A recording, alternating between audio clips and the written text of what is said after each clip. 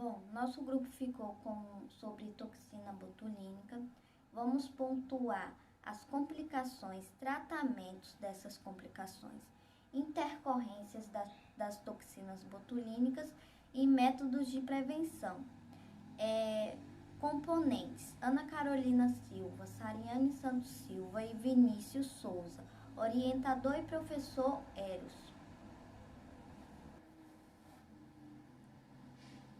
Bom, vou começar falando um pouco sobre a toxina botulínica. A toxina ela é utilizada para prevenir ou amenizar as rugas ou linhas de expressão. Como exemplo, na região dos olhos, temos os famosos pés de galinha.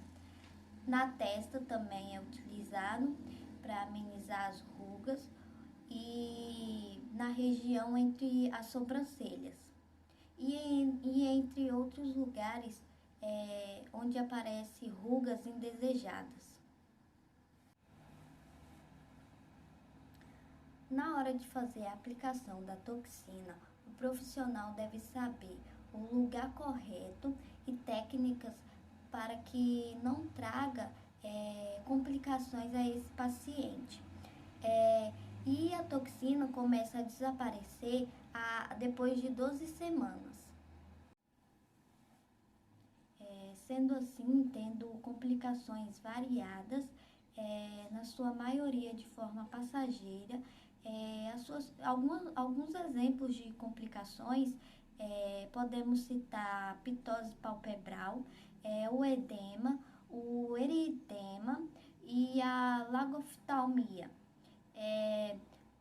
Essas complicações é devido a erros na hora da aplicação da toxina botulínica.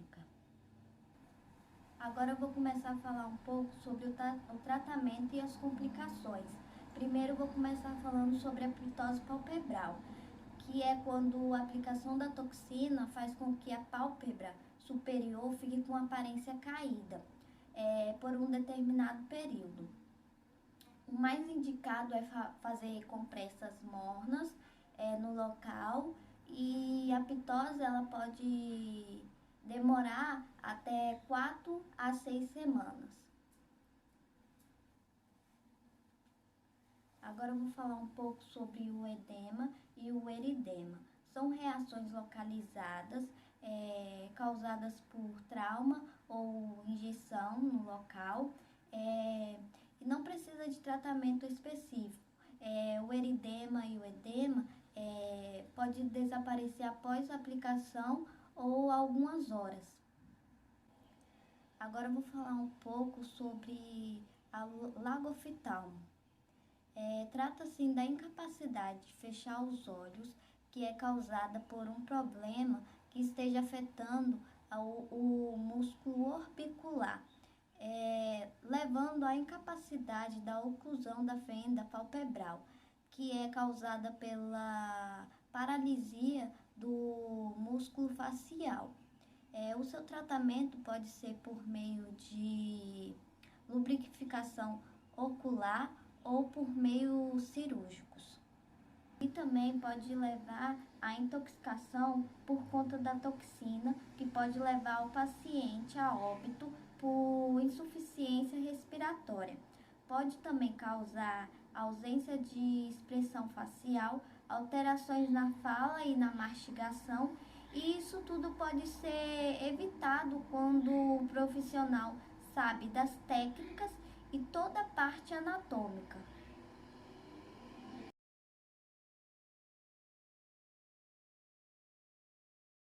Agora eu vou falar um pouquinho sobre as intercorrências das toxinas. Existem vários tipos de intercorrência. Eu vou citar alguns. O primeiro é quando o paciente está com muita pressa de sair do consultório por algum motivo. E aí pode ocorrer o extravasamento do vaso sanguíneo, que pode ocorrer, que pode ser externo ou interno. Outro fator pode ocorrer em relação ao relaxamento total. O profissional deve avaliar a musculatura da face antes de determinado tratamento. O próximo é em relação à simetria. Quando você vai fazer em relação à simetria, pode ocorrer uma intercorrência de um lado não ficar totalmente assimétrico em relação ao outro. E tal, que é o resultado esperado, no caso. Diante disso, as intercorrências são eventos não esperados nos procedimentos. Quando o profissional está preparado, sabe o que está fazendo, as chances dele de evitar não são grandes. Mas quando o profissional é um profissional não preparado para isso, as chances são grandes de ocorrer uma intercorrência. Diante disso, os profissionais devem preparo, devem se atentar para a anatomia, que é de suma importância, e fica a dica, né? Que o profissional ele tem que ter o comprometimento em relação do paciente e ele também deve ter a seriedade em relação à atuação da sua área.